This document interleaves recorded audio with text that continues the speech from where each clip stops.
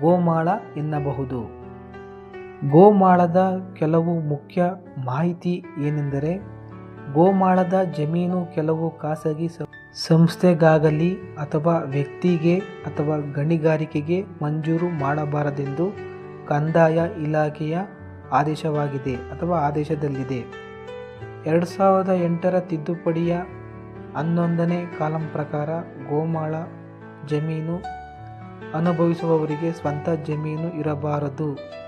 ಅವರ ಜೀವನಕ್ಕೆ ಗೋಮಾಳ ಜಮೀನು ಅವಲಂಬಿಸಿರಬೇಕು. ಗ್ರಾಮದಲ್ಲಿರುವ ಅನುಪಯೋಗಿ ಜಮೀನುಗಳನ್ನು ಗೋಮಾಳ ಭೂಮಿ ಎಂದು ಕರೆಯಲಾಗುತ್ತೆ.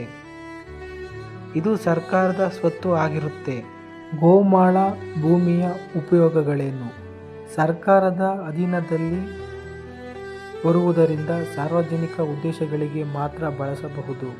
ಹೊಸದಾಗಿ ಕಂದಾಯ ಗ್ರಾಮಗಳನ್ನು ಸೃಷ್ಟಿಸಲು ಈ ಜಮೀನುಗಳು ಬಳಸಬಹುದು.